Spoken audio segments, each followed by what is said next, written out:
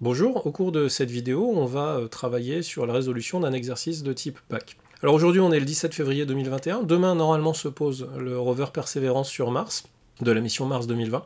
Moi je sais toujours pas quels sont les résultats, vous le savez certainement, parce que à mon avis vous regardez cette vidéo après le 17 février. Une chose est sûre, c'est que c'est pas la première fois qu'on essaye ce genre d'atterrissage. En 2012, le rover Curiosity s'était posé avec succès sur Mars de cette manière-là. Et ça avait été l'objet d'un exercice de type BAC en 2014 sur les centres étrangers. Donc ce que je vous propose, c'est de regarder tout de suite en lien. Vous avez une petite vidéo qui vous renvoie vers le site de France Info pour une vidéo qui vous explique un petit peu comment va se dérouler, ou comment s'est déroulé, je sais pas, pour vous, l'arrivée de Persévérance sur Mars. Ensuite, vous avez aussi en lien le sujet complet, de Centre étranger 2014. Et là, on va travailler sur la résolution de l'exercice 2. L'exercice 2, vous le trouvez à la page 5. Voilà le début de l'énoncé. Vous avez l'énoncé complet, donc je vous propose de regarder la vidéo de France Info qui vous montre comment on va se poser l'atterrissage, ou comment s'est posé l'atterrissage, ou comment devait se poser l'atterrissage.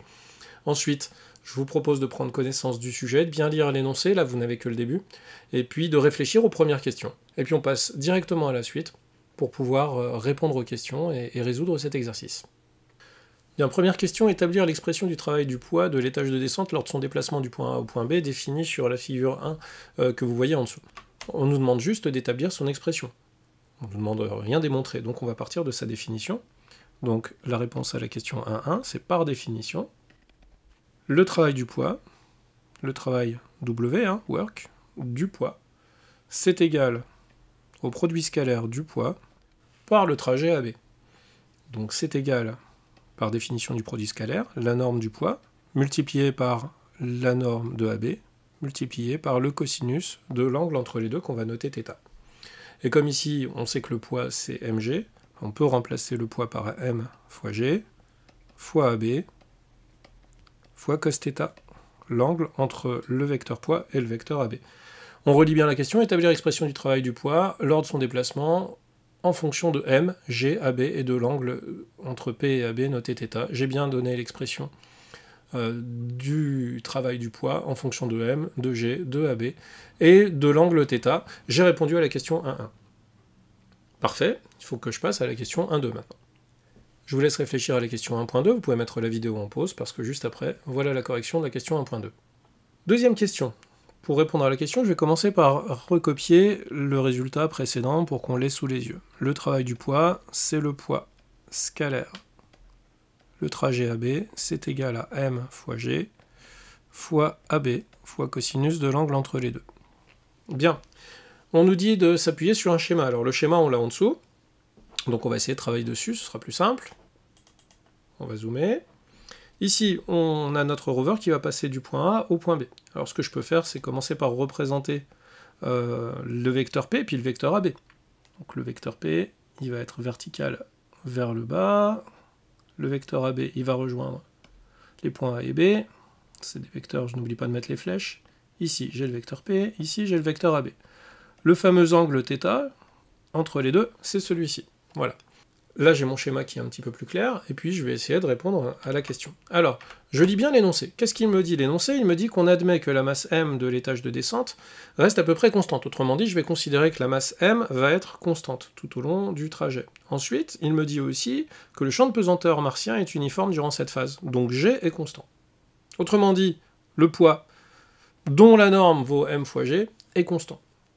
Moi, ce que je sais, c'est que le poids, c'est une force conservative. Ça fait partie des notions du cours. Et c'est quoi une force conservative?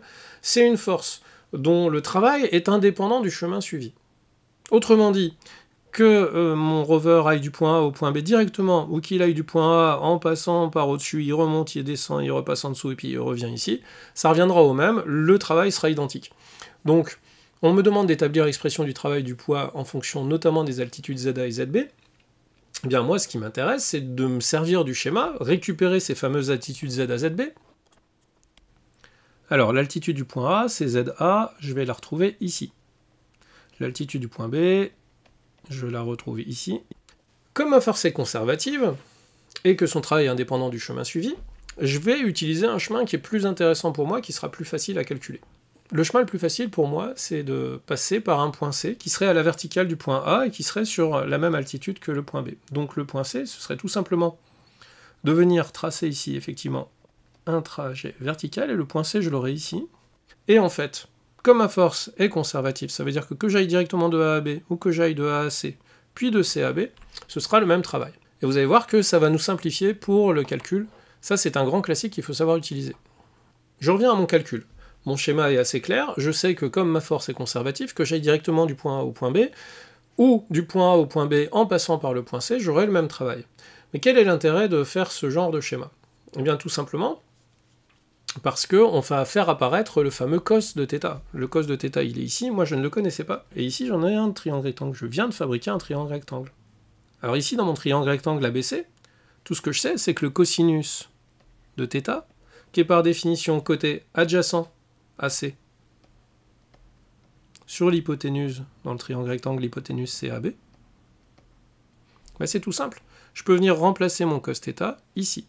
Donc du coup, je peux écrire que le travail du poids est égal à M fois G fois AB fois AC sur AB. Là, j'ai remplacé le cosinus de θ par AC sur AB.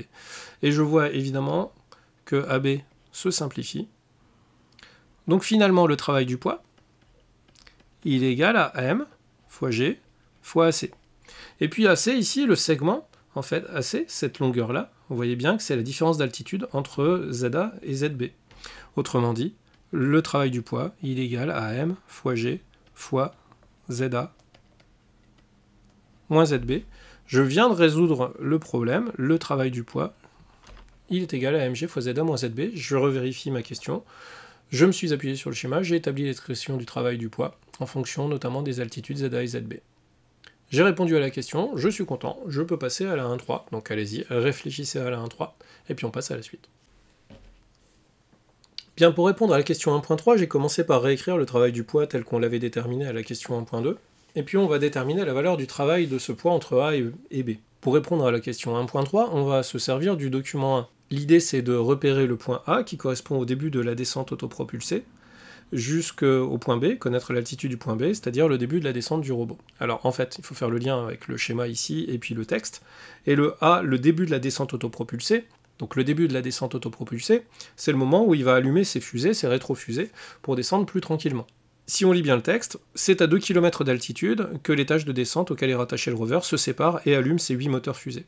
Donc c'est au point 3 que cela nous intéresse. Alors le point 3, on nous dit que c'est à 2 km d'altitude, ça veut dire que l'altitude ZA correspond en fait à 2 km. Maintenant, le début de la descente du robot, il est clairement indiqué ici, c'est l'étape 5. Si vous lisez le texte, il nous indique que c'est à 20 mètres du sol que l'étage de descente commence à descendre le robot au bout des 3 filins. Donc, l'altitude du point B, c'est 20 mètres. Autrement dit, ZA, c'est 2 km, c'est-à-dire 2000 mètres, et puis ZB, c'est 20 mètres du sol. On n'a plus qu'à faire l'application numérique. Application numérique, le travail du poids, il est égal à la masse du rover, elle est indiquée ici, 2,010 puissance 3 kg.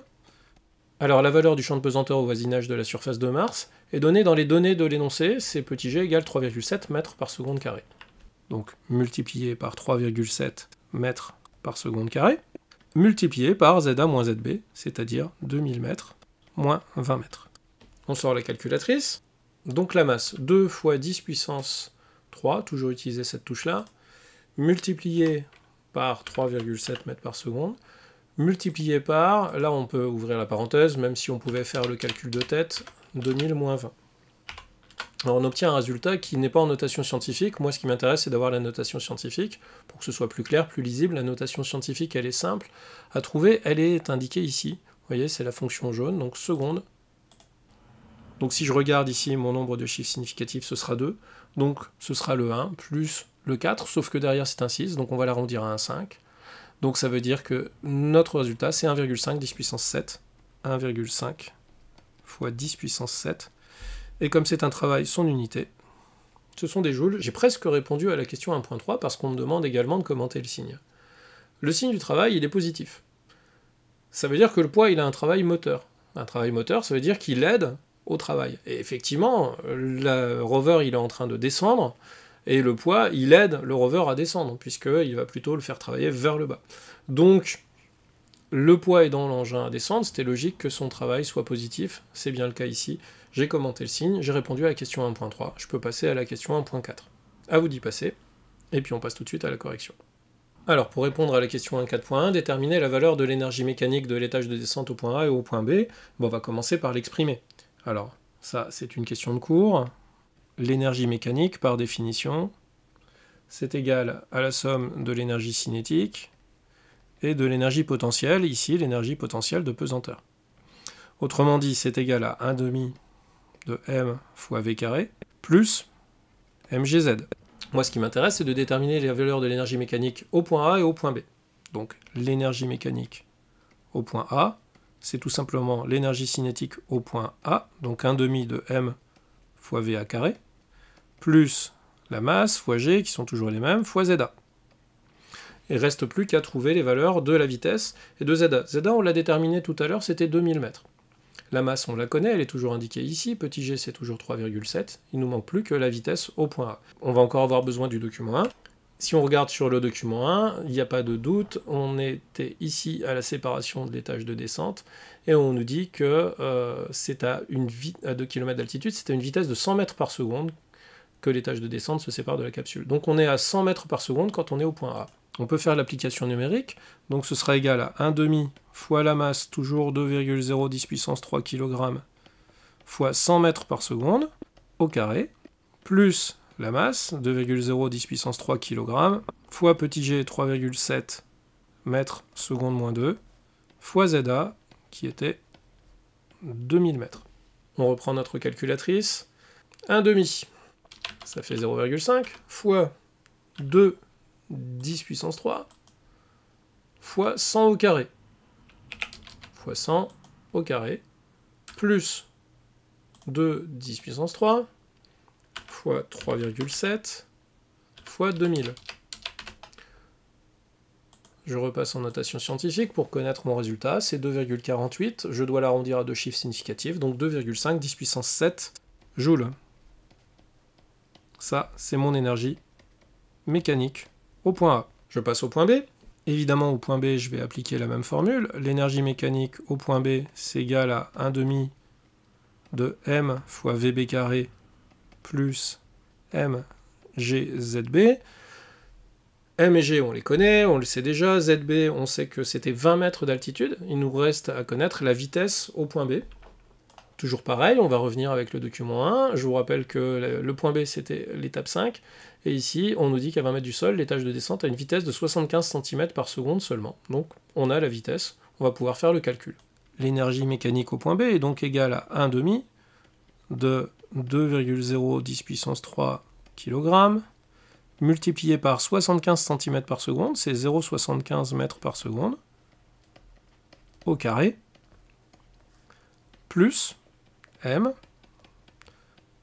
de 10 puissance 3 kg, fois notre petit g qui vaut toujours 3,7 mètres par seconde carré, multiplié par 20 mètres, qui est l'altitude du point B. Calculatrice, on remet les compteurs à 0, 1/2 fois 2, 10 puissance 3 fois 0,75 au carré, plus 2, 10 puissance 3 fois 3,7 fois 20, on obtient un résultat de 1,5 10 puissance 5 joules. EM de B égale à 1,5 fois 10 puissance 5 joules. On a répondu à la question. Allez, pour terminer la réponse à la question 1.4.2, l'énergie mécanique de l'étage de descente évolue-t-elle au cours du mouvement entre les points A et B? Ben oui, évidemment, puisqu'on est passé d'une valeur qui était de 2,5 10 puissance 7 joules à une valeur qui était de 1,5 10 puissance 5 joules. On a perdu beaucoup d'énergie. Ensuite, on nous demande d'interpréter qualitativement ce résultat. Qualitativement, ça veut dire sans faire de calcul. Deux choses. La première chose, c'est évidemment, il y a une petite atmosphère sur Mars, et cette atmosphère, elle va créer des frottements. Donc les frottements de l'air martien vont limiter la descente, vont ralentir la descente. Mais surtout, ce sont les forces de poussée des moteurs fusées qui sont là exprès justement pour ralentir. En fait, ils vont effectuer ce qu'on appelle un travail résistant, vont s'opposer à la descente, donc les petits moteurs là qui sont sur les côtés, vont s'opposer à la descente du rover, Non pas pour l'empêcher de descendre, il va continuer à descendre, mais l'idée c'est de descendre bien plus lentement, de façon à ce qu'il ne s'écrase pas. Donc je vous propose cette réponse rédigée pour la question 1.4.2. L'énergie mécanique diminue au cours du mouvement entre les points A et B. Une partie de cette énergie est dissipée sous forme de chaleur à cause des frottements de l'atmosphère, et l'autre partie est dissipée aussi par les forces de poussée des moteurs fusées qui effectuent un travail résistant pour freiner la descente. Voilà, on a fini toute la première partie, on peut passer à la deuxième. Pour la question 2, on est face à une résolution de problème. Donc là, en fait, on a une question qui est relativement simple, mais il va falloir faire plusieurs étapes, plusieurs démarches pour pouvoir résoudre ce problème. On nous dit, à partir des données du document 1, en faisant différentes hypothèses, estimer la durée ΔT de la phase de descente du robot, entre le moment où la grue commence à le descendre et son atterrissage sur le sol martien. Première chose, on va aller regarder le document 1. Dans le document 1, on cherche le moment où la grue commence à descendre et son atterrissage sur le sol martien, c'est entre le moment 5 et le moment 6. Donc dans le texte, on nous dit qu'à 20 mètres du sol, le robot commence à descendre au bout de 3 filins de 7,50 m. On va donc pouvoir noter grand H, la hauteur à laquelle le robot commence à descendre. Donc grand H égale 20 mètres. Ensuite, le texte nous indique que l'étage de descente a une vitesse de 75 cm par seconde. 75 cm par seconde, c'est-à-dire 0,75 m par seconde. On va noter petit v. Qu'est-ce qu'on a comme autre information dans le texte? On a la longueur des 3 filins, 7,50 m, on va la noter grand L. Il nous manque quelque chose, il nous manque la hauteur de Curiosity. Alors la hauteur de Curiosity, elle est indiquée dans le début du texte, dans le texte d'introduction. On nous dit ici que Curiosity, c'est le plus gros rover de l'histoire de l'exploration martienne à cette époque-là. Longueur 3 mètres, largeur 2,70 m et hauteur 2,20 m. Donc on va pouvoir noter sa hauteur petit h, qui est égale à 2,20 m. Là, on a pu rassembler les données qui pouvaient nous intéresser. Maintenant, ce qui est important, c'est de faire un schéma pour bien comprendre la situation. Alors on va essayer de faire un joli dessin, ce qui n'est pas gagné. On a le sol martien ici. On sait qu'à la fin, le robot qui fait 2,20 m de hauteur sera posé sur le sol. Alors si je le représente comme ça rapidement, je sais qu'il sera posé sur le sol. Il est accroché à la grue. Alors si je représente la grue comme ça, avec les 3 filins, voilà la situation finale, juste au moment où le robot se pose au sol. Donc on sait qu'ici on a la hauteur petit h, qui correspond à la hauteur du rover, et puis on sait aussi, on l'a vu tout à l'heure, que les filins font 7,50 m, donc grand L, ça va être ici, avec les 7,50 m de filins quand les filins sont tendus. Ça c'est quand on arrive à la fin. Mais au tout début, il ne faut pas oublier que notre système, il part de 20 mètres d'altitude. Donc en fait, au départ, on a un système dans lequel les filins ne sont pas encore sortis, avec notre petit robot qui est comme ça, avec, si on prend toujours la même référence, la hauteur h qui est ici. Ça, c'est at égale 0 secondes. Tandis que ça, c'est at égale delta t, c'est-à-dire la durée de l'événement pour que le robot descende. Ici, on va avoir une hauteur petit d, et cette hauteur, elle correspond à la distance que le robot doit parcourir, en fait, entre le début et puis la fin. Ensuite, la question, c'est de savoir combien de temps, quelle est la durée qui va s'écouler entre le moment où la grue commence à descendre le robot et le moment où le robot touche le sol. Là, on a bien posé notre problème, on n'a plus qu'à y répondre. Si on regarde le schéma, on voit que ici, on a grand H, qui est égal tout simplement à petit d, plus grand L, plus petit h. Autrement dit, la distance d, c'est égal à grand H, moins L, moins h. On peut calculer la distance d parcourue par le robot pendant la durée delta t, passant de 0 à delta t secondes. Et on sait que le robot va descendre cette distance-là à la vitesse v, qui vaut 0,75 m par seconde. Et bien voilà, on a résolu notre problème pratiquement. On sait que la distance d ici va être parcourue à la vitesse v. On sait aussi que par définition, la vitesse, elle sera égale, puisque c'est une vitesse constante, à la distance parcourue pendant la durée. Et nous, ce que l'on cherche, c'est la durée. Donc ça veut dire que delta t est égal à d divisé par v. Autrement dit, par rapport aux données que nous avions juste avant, delta t est égal à grand H moins L moins petit h divisé par v. Il n'y a plus qu'à faire l'application numérique. Delta t égale, un grand H, vous vous souvenez, c'était 20 mètres, moins grand L, 7,5 mètres, moins h, la hauteur du robot, 2,20 mètres. Le tout divisé par la vitesse qui était de 0,75 mètres par seconde. On n'a plus qu'à faire l'application numérique. Parenthèse, 20, moins 7,5, moins 2,20. Je ferme ma parenthèse et je divise l'ensemble par 0,75. J'obtiens le résultat suivant, 13,73. J'ai encore une fois deux chiffres significatifs qui vont s'imposer à ce résultat, donc je vais noter 14 secondes. Je rappelle que la question, c'était à partir des données du document 1, estimer la durée Δt de la phase de descente du robot entre le moment où la grue commence à le descendre et son atterrissage sur le sol martien. Eh bien, cette phase d'atterrissage dure 14 secondes. On a répondu à la question, on peut passer à la partie 3 de l'exercice. Dans cette partie, on va s'occuper du dégagement autopropulsé de l'étage de descente de façon à ce qu'il soit éjecté pour ne pas tomber sur le rover. Alors la première question, c'est à partir du moment où les moteurs se coupent, l'étage de descente a un mouvement de chute libre et on doit le justifier. Là, on repart de la définition de la chute libre. En physique, la définition de la chute libre, c'est quelque chose qui n'est soumis qu'à son poids. À partir du moment où les moteurs fusées seront coupés, notre étage de descente ne sera plus soumis qu'à une seule force extérieure, son poids. C'est bien la définition de la chute libre, donc la justification est correcte. Alors je vous propose une solution rédigée comme celle-ci. À partir du moment où les moteurs se coupent, l'étage de descente a un mouvement de chute libre, car il n'est soumis qu'à son poids. C'est la définition d'une chute libre. Il nous reste maintenant à travailler sur la question 3.2 à l'aide des informations données sur l'équation de la trajectoire, et ces informations-là, elles sont ici.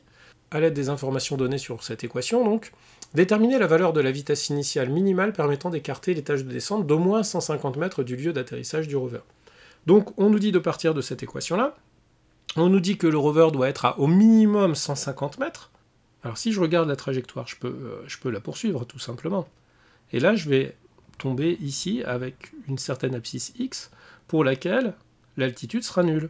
Donc le z de ce x, il sera égal à 0. Et puis ce x-là, c'est au minimum 150 mètres, c'est ce que l'on nous dit. Donc, si je veux appliquer les conditions minimum, vraiment le minimum, ce sera z de x égale 150 mètres égale à 0. J'ai juste à résoudre cette équation-là, donc j'ai juste à remplacer x par 150 dans cette équation-là, mettre tout ça égal à 0, et puis n'oublions pas que je cherche la vitesse v0, donc il faut que j'extrais v0 de cette équation. Alors pour l'instant, je vais laisser x tel quel dans l'équation. Je vais juste la recopier, z de x égale moins g x carré sur 2v0 carré cos carré alpha, plus x tangente alpha, plus h, et je sais que mon z il sera égal à 0. Moi je cherche à extraire v0 de cette équation. Alors là c'est un travail de mathématiques, hein, c'est purement un travail de manipulation. Donc on va essayer déjà en premier lieu d'isoler ce terme-là, donc on va le passer de l'autre côté. Donc j'obtiens x tangente alpha plus h égale gx carré sur 2v0 carré cos carré alpha. Ok, mon v0 il est ici. Comme il était divisé ici, je peux multiplier à gauche et à droite par v0 carré, de manière à simplifier le v0 carré à droite.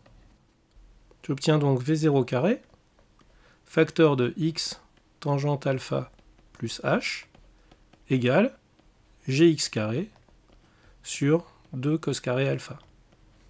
J'ai presque mon v0, il faut que je repasse le x tangente alpha plus h de l'autre côté. Mais comme ici il était multiplié, si je veux évidemment l'annuler, je vais diviser l'ensemble par x tangente alpha plus h, donc évidemment à gauche et à droite. Ce qui revient au même que multiplié par 1 sur x tangente alpha plus h. Quand je fais ça, évidemment, j'ai tout ça qui se simplifie de ce côté-ci. J'obtiens donc v0 carré égale gx carré sur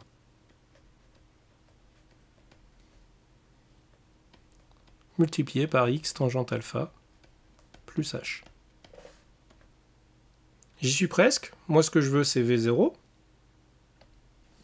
Donc au final, j'obtiens v0 égale, j'avais gx carré au numérateur, divisé par 2 cos carré alpha, facteur de x tangente alpha, plus h, et le tout, bien sûr, sous une racine carrée. Il n'y a plus qu'à faire l'application numérique, on va remplacer par les valeurs que l'on connaît. G, c'était 3,7 mètres par seconde carré. Multiplié par x, on a dit que c'était 150 mètres. Là, on est dans le cas minimum, hein, pour lequel la distance est de 150 mètres. Le tout divisé par 2 fois le cos carré de 45 degrés, facteur de 150 mètres, fois tangente de 45 degrés, plus, n'oublions pas, grand H, c'était 20 mètres. Et évidemment, encore une fois, on n'oublie pas de mettre tout ça sous une super grande racine. Il n'y a plus qu'à utiliser notre calculatrice. On sait qu'on va prendre la racine d'un quotient. Au numérateur, on aura 3,7 fois 150 mètres au carré. Au dénominateur, on a 2 fois le cosinus au carré, donc là je vais le mettre entre parenthèses, le cosinus de 45 degrés. 45 degrés, je vais bien vérifier ici dans les options unité d'angle que j'ai bien choisi des degrés.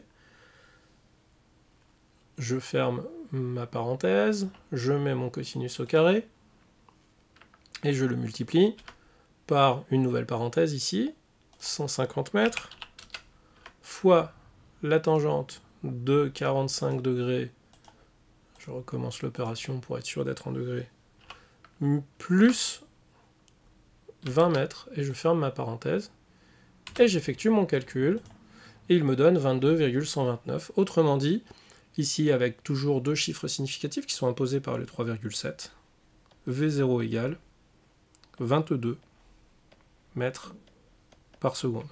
C'est donc la vitesse minimum que doit avoir notre étage de descente pour pouvoir être éjecté à au moins 150 mètres avec un angle de 45 degrés.